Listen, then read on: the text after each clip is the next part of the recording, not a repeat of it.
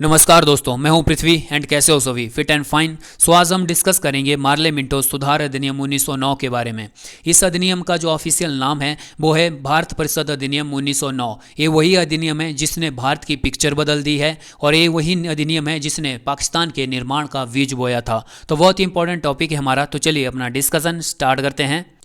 भारत परिषद अधिनियम 1909 को हम मार्ले मिंटो सुधार अधिनियम 1909 भी कहते हैं। अब क्यों कहते हैं? भारत का जो सचिव था उसमें वो थे जॉन मार्ले, और भारत के सचिव का जो पद होता था वो इंग्लैंड में हुआ करता था, और इंग्लैंड से ही भारत का सचिव भारत के प्रशासन व्यवस्था को देखता था। उसमें जो भारत का वायसराय था वो लॉर्ड मिंटो था। लॉर्ड मिंटो लॉर्ड कर्जन के बाद भारत का वायसराय बनता है। उस दौर में भारत के राजनीतिक सुधारों के लिए जितने भी अधिनियम, जितने भी कानून जो पारित होते थे वो ब्रिटिश संसद से ही पारित होते थे।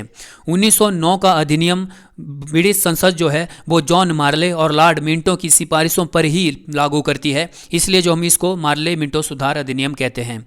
इस अधिनियम में अंग्रेजों के द्वारा एक बहुत बड़ा कदम उठाया गया था, वो था सांप्रदायिकता को बढ़ावा। और अंग्रेजों को पता था ये जो उनका कदम है वो आने वाले टाइम में भारत का विभाजन कर देगा।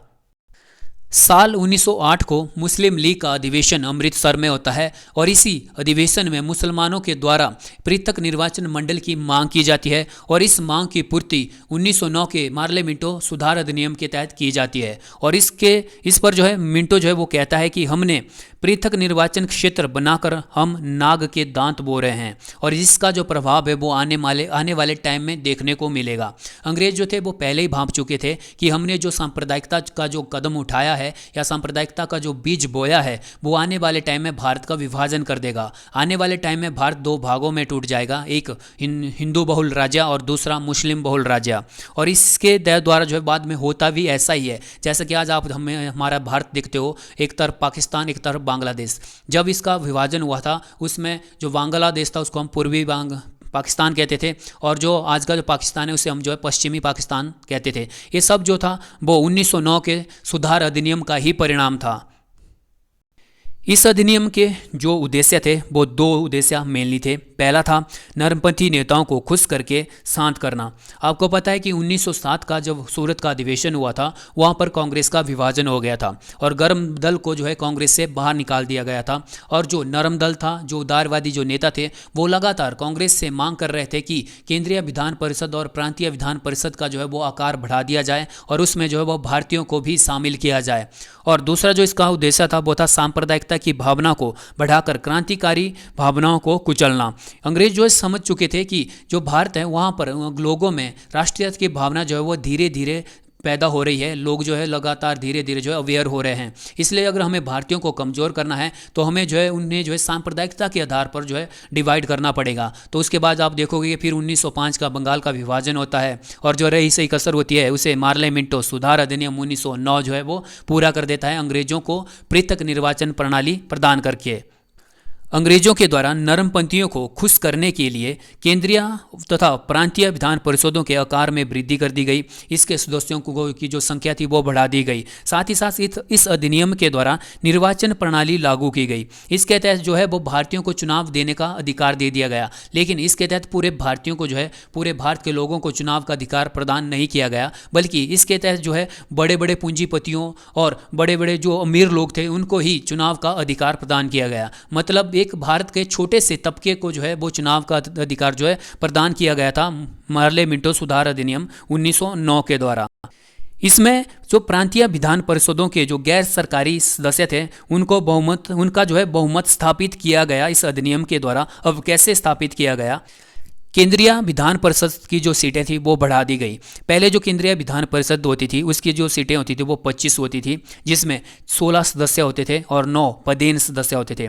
ये जो 9 पदेन सदस्य होते थे ये वायसराय की कार्यकारिणी के सदस्य होते थे। ओके, उसके बाद 1909 के अधिनियम के तहत इनकी संख्या जो है 25 से बढ़ाकर 69 कर दी गई, 69 कर दी गई, जिसमें जो थे वो 37 सदस्य वो सरकारी होते थे और 32 सदस्य जो थे वो गैर सरकारी होते थे।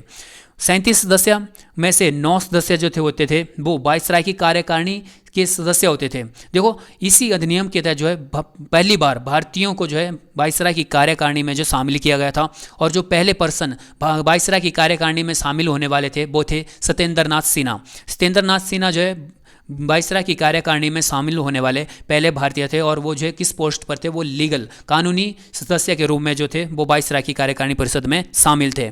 यहाँ पर जो आप ध्यान से देखना, देखो यहाँ पर जो अंग्रेजों के द्वारा कैसी चालाकी खेली गई थी, मतलब वो जो थे वो भारतीयों के साथ खेल रहे थे, और जो नर्म दल के नेता थे वो खुश हो रहे थे कि उनके लिए जो है अंग्रेजों के द्वारा जो है वो सीटें, केंद्रीय विधान परिषद की जो है सीटें बढ़ा दी गई थी। यहाँ पर आप देखो जो 32 गैर सरकारी सदस्य होते थे उनमें जो थे वो 5 नामांकित होते थे, मतलब जो 5 सदस्य होते थे इसमें कोई एक वर्ग होता था जिसको जो स्पेशल राइट दिए गए होते थे, वही सदस्य जो होते थे वो इसमें नामांकित होते थे।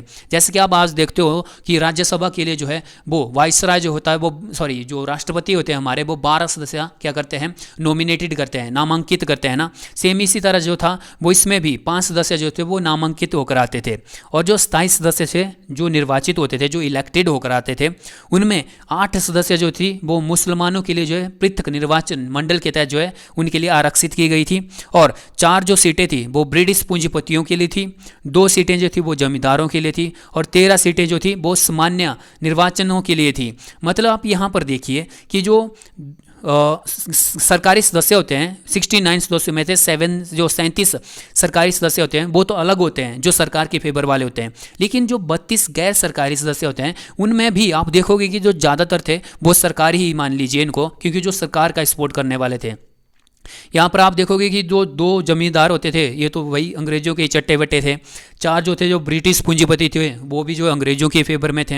यहाँ पर जो उसमें जो मुस्लिम लीग थी वो अंग्रेजों को सपोर्ट कर रही थी, इसमें जो थे 8 सदस्य थे।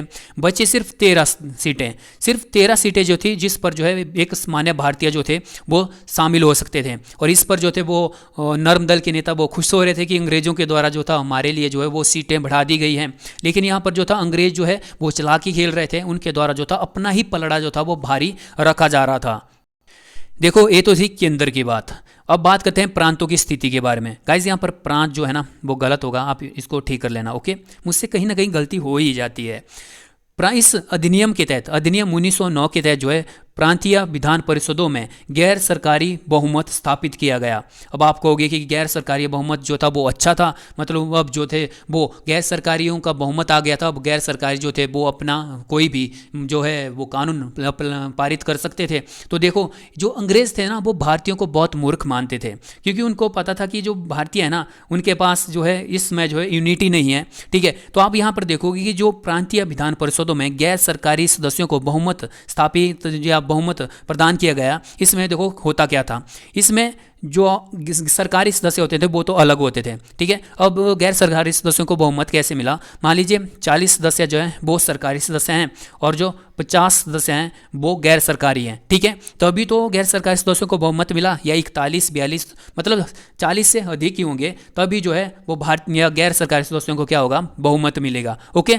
लेकिन आप यहाँ पर देखिए जो 50 गैर सरकारी सदस्य थे वो पूरी तरह जो है वो भारतीय नहीं थे। इसमें से 15, यहाँ मैं एग्जाम्पल दे रहा हूँ, ठीक है, ये आंकड़े ठीक नहीं है, ये बस मैं अपनी तरफ से एग्जाम्पल देने के लिए जो है यूज़ कर रहा हूँ।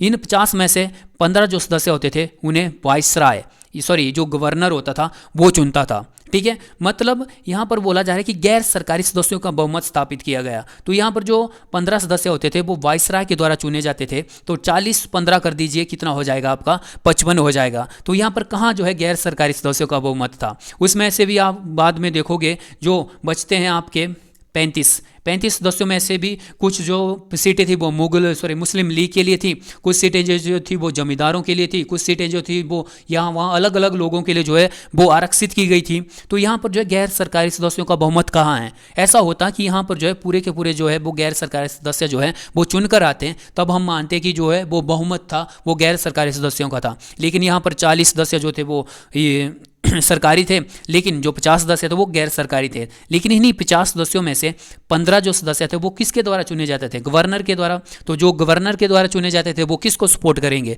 तो वो जो है ब्रिटिश सरकार को सपोर्ट करेंगे। तो यहाँ पर बहुमत किसका हो गया? वहाँ पर जो है वो ब्रिटिश सरकार का बहुमत हो गया, ओके। देखो ये जो आंकड़े हैं वो मैं ऐसे ही एग्जाम्पल के लिए यूज़ कर रहा हूँ, ओके, मैं फिर कह रहा हूँ।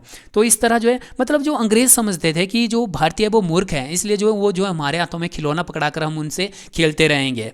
तो जो अंग्रेज थे वो भारतीयों को जो है वो पूरी तरह गंवार मानते थे। अब आप देखिए जितने भी 1909 के तहत जितने भी सुधार किए गए, आप उनको सुधार कहोगे, वो जो है वो सुधार नहीं थे। जो भी 1909 के अधिनियम के तहत जो है वो सुधार किए गए, जितनी भी जो है सीटें जो है बढ़ाई गई, आपको क्या लगता था कि जो अंग्रेज है वो भारत में कोई उत्तरदायी सरकार की स्थापना करना चाहते थे? तो ऐसा तो बिल्कुल ही था ही नहीं। उसके बाद देखो आप 1909 के अधिनियम के तहत जो अधिकारों की वृद्धि की गई, मतलब जो भारतीय जो थे वो जो केंद्रीय विधान परिषद, प्रांतीय विधान परिषद में चुने गए थे, उनको कौन कौन से अधिकार प्राप्त थे? पहला था कि सदस्यों को जो है आर्थिक प्रस्ताव पर बहस करने का अधिकार दे दिया गया, संशोधन प्रस्ताव रखने का अधिकार दे दिया गया, कुछ विषयों पर जो है मतदान देने का अधिकार दे दिया गया, कुछ प्रश्न पूछने का अधिकार दे दिया गया, साधारण प्रश्नों पर बहस करने का अधिकार दे दिया गया। ये सारे जो अधिकार थे वो अधिकार जो मार्ले मिंटो सुधार अधिनियम 1909 के तहत भारतीयों को दे दिए गए। लेकिन यहाँ पर देखो फिर जो है अंग्रेज क्या चालाकी करते हैं कि इन सब ये जो सारे अधिकार थे वो भारतीयों को दे दिए गए, लेकिन इन सब के ऊपर बैठा होता था गवर्नर। केंद्र में गवर्नर बैठा होता था, वाइसराय बैठा होता था, और प्रांतों में गवर्नर बैठा होता था। इनके पास पूरी कमांड होती थी, मतलब इन्हीं के हाथों में पूरी पावर होती थी कि जो भी नीचे भारतीयों के द्वारा जो भी सुजेशन किया जाएगा, जो भी बदलाव सुजेशन किए जाएंगे, वो जो है गवर्नर वो वाइसराय जो वो मान भी सकते हैं, नहीं भी मान सकते हैं। मतलब जो पूरी की पूरी पावर थी वो वाइसराय और गवर्नर के हाथों में थी। बस ये तो भारतीयों को जो है उनके हाथों में जो है खेलने के लिए जो है खिलौना पकड़ा दिया था कि आप जो इससे खेलते रहो और हम जो है वो शासन करते रहेंगे। और इससे जो थे वो नरम दल वाले जो है बहुत खुश थे कि जो अंग्रेज थे उनके द्वारा जो है भारतीयों को जो है वो संविधान में केंद्रीय विधान परिषद और प्रांतीय विधान परिषद में जो है शामिल किया गया है। वहीं पर जो मुस्लिम लीग वाले भी जो है वो खुश होते हैं। लेकिन बाद में जब इनको पता चलता है ठीक है कि ये जो है हमारे हाथों में जो है खिलौना पकड़ा दिया गया है, तो उसके बाद आप देखोगे कि 1916 में लखनऊ पैक्ट होता है और उसमें फिर से जो है कांग्रेस और मुस्लिम एक मंच पर आते हैं और एक साथ जो है मिलकर अंग्रेजों के खिलाफ जो है विद्रोह करना शुरू कर देते हैं। सो गाइज ये था हमारा मार्ले मिंटो सुधार अधिनियम। अब मिलते हैं नेक्स्ट वीडियो में, तब तक के लिए बाय बाय गाइज।